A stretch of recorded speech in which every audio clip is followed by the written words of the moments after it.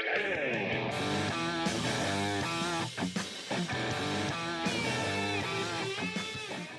everybody, it's Scott from On Target. I want to share a little piece of a workshop I did just recently that has gotten some really great feedback, and cover a few points that help, especially if you're in the master planned community space in residential real estate, because it's the top 10 marketing and sales fails from master planned communities. So without further ado, let's jump in. First off, consistently, if there's something when we've come in to try and fix a community's marketing and sales situation, we can always tie back one element, and that's that maybe there wasn't enough analysis on all the points of research. Really good research done maybe in land acquisition, on demographics, trends, because you got to be out ahead of the curve when you're in a master plan community, but not necessarily really full analysis of frequently the who's going to be the people that are going to be most attracted and be able to come out and transact. And then how the heck are they going to get there? Is it really well thought through? Do we have everything set up, permits, whatever it be? And, then the big one, the why. Why are they going to come? If we build it, will they come? Well, if you haven't got the why figured out, probably not as many as you'd hope. The next big point is we see that the brand identity, so to speak, isn't really something different. If you've ever tried to name a master plan community or go find a URL for a new one, you'll realize, man, it's hard to find something that's new and different. Everything's been taken. And if you got squatters on your URL, asking 30 grand, you don't want to go there. Well, take a second and step back and think about what's really different. How can someone, the ideal person that you want to attract, really begin to identify what's special about you and build your brand on that? Splash pads are not differentiators. Actually, most amenities in and of themselves aren't differentiators unless you really think through the thematic element, the what kind of activity are we trying to create for what group. And that gets right into number 3, which is you've got to build a community culture. The great master plan communities that outperform and that hit high velocity get this. Now, you could do it by doing events, but you got to do them well. The ones on the left, there are photos from actual great events, and the ones on the right kind of characterize what maybe wasn't so good. It's not as easy as it seems sometimes to throw a good party, but it's not just the parties. It's about how are you getting people to interact and identify their lives with your community. And here's an example of an event that was done for a community that was, struggling a little bit. I came in to fix it. It was windy, so we decided let's do a kite festival. And boy, did it work. We really didn't spend that much to attract large numbers of people. We had over 1,000 visitors come through, 418 of them becoming leads. And out of those, 82 solid prospects. Now, that's where you're starting to get it started. But what was cool was it was the idea of the community, everyone interacting. We had, current homeowners come out for the event. It was a great interaction.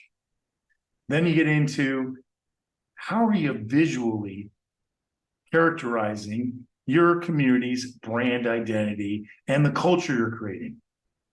Frequently, we see things like this. And in fact, on the bottom right there, that website actually won an award, maybe because of the video, but it doesn't visually inspire anyone, I don't think, to say, this is something different.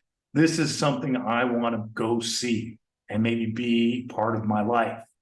So compare that with this little set of some just print ads that were for a community called Falls and Imperial Oaks, who hadn't done the visual stylization, but we redid it. We identified who the markets were, who were the people that we were trying to attract, what did they care about. So we played on their name because there wasn't a lot of brand awareness. Falls in love, falls together. Community had a lot of interactions. The community had a lot of kids. It had a lot of fun. So let's characterize that, but let's also give it a warmth. a visual style that was indicative of the effort that was put into the trail systems, the dog parks, the landscaping. It has to come across, has to attract. Next, lack of a really differentiating story really goes a lot towards you having that good brand identity, because it is the stories that matter. What are you telling people they're going to experience? So this example I say is a fail because here's a community that has maybe some great homes, brick homes. They describe the, general way that it's built, great features. They're describing. They're not inspiring. Compare that to, these are actually wrappers for the falls, the one we were talking about a minute ago, that we wrapped very nice chocolates, put them into a package, and took them to top real estate offices in the area, along with a little small fact sheet about the falls, which was visually branded. And one of the best efforts we've ever done. We didn't have to give away a car. We didn't have to give away buying to selling agent bonuses. We just had to get their attention and get them thinking differently about a beautiful community. So this might make some builders that might watch this video frustrated, but even they would probably admit that to some degree what I'm about to say is true. And that's developers or the person who's doing the community can make an over-reliance on the builder salespeople. Well, let's be real. Those builder salespeople in many cases are only really interested in the people they're going to be buying in the next 30, 60, 90 days. If you're not in that zone, they might follow up with you once or twice, but they're really not going to get involved with those leads. Yet the developer is going to have 80% plus of the people that he attracts at the beginning that are early in the buying process. And that buying process goes on. That's why you have to make an emphasis. Don't fail to value and nurture all leads. You see, it takes, according to NHB, 8 to 12 months for someone to get past that first time they drive through your community and think, wow, what it would be like to live in a new home and live in a neighborhood with these great amenities. And it seems like it's a place I can see my future. Well, they have to go through a lot before they're actually going to buy. And if no one's reaching out and keeping up with them, you got a leaky pipe. And guess what? Somebody down the road probably fixed their pipe, which means who's getting the lead down the road when they get to that last 30, 60, 90 days? You're going to be in the back of the line at a disadvantage. Think of your leads as gold. When they fill a form out on your website, you got to pay attention. And that goes right to, this is a screen cap of HubSpot's contacts. So this is for a community that's, we watched what people were doing. We look at the number of page views, some crazy numbers on their list. Yes, I think when you get to someone that's up at 400 pages, they're serious, right? But we found it was actually about 16 page views on a developer site that was the tipping point where they really were actively considering, and we need to make note of what they're doing, which leads us to you've got to figure out how to get your website to do its real job. Frequently, the website isn't the focal point of the marketing. It's the signage, it's the brochure, it's a number of different things. But if you're going to try to make these people see their future life on your dirt, you need to pay attention to the web. That's where people are going. That's where they're searching. And, make sure the mobile experience is ideal, because they may start with their phone in their car as they drive around in the area. But in the end, what you also need to think through is the functionalities. How can you make them have a great customer experience and let your website be your top sales tool, your top marketing tool, and ideally may even become an area for advocacy where your current homeowners are telling their friends, and their friends may take a note and tell their friends. That's where the real magic begins to happen with your website. And then messaging wise, too frequently, there's a one message fits all. We are this specific type of community.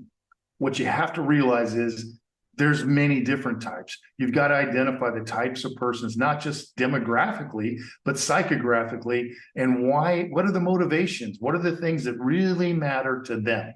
They are all asking the same questions, but the answers need to be different. What if I live there means something very different to an empty nester than it might to an early stage, millennial who's just looking at the first time home buying and super nervous. They're both nervous, but in different ways. So you can't just have one message and have that fit everyone. The next big one is get yourself marketing technology that helps you do a good job of identifying the right people and staying in touch and influencing their behavior. Now, if you're using Outlook, if that's the main way that you're keeping up with people, or whatever email engine you're using, and databases like Excel, Google, whatever, and MailChimp serves as your quote customer relationship management, you're missing the boat. Flat out. You've got to get good MarTech. Now, with good MarTech, you'll get the things that you're not going to get with these, which the key part is you get no attribution. You don't know, you can't tie together which emails work, which pages are working, what videos are influencing people. You don't get any answers because you don't know what they're doing with your content. With good MarTech, you do. You know what they're interested in based on their behavior. There's the big difference. And last, you get automation, because no one can keep up at looking at all this data and pull another spreadsheet and pull another list and figure out what we should do. No, figure out ahead of time.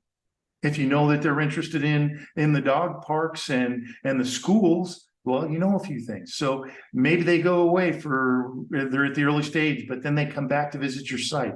Do you know that they came back? If you don't, then you don't have any reason. You're just going to contact them with a generic message. But if you have the right technology in place, when that person comes back 6 months later and is looking at your school's page and looking at some of the amenities, and then you see they clicked on the dog park, well, you can set it up automatically to 2 days later. Not do it right that minute. 2 days later, send them a little email that talks about the things they care about. That's the power of automation. So there's your top 10 list with a very brief description on each. I hope you'll think about these things and try to make sure you don't make those mistakes. And if you want to know more, you can always reach out to us. There's a link on the page, and we're happy to chat with you about your community. Thanks.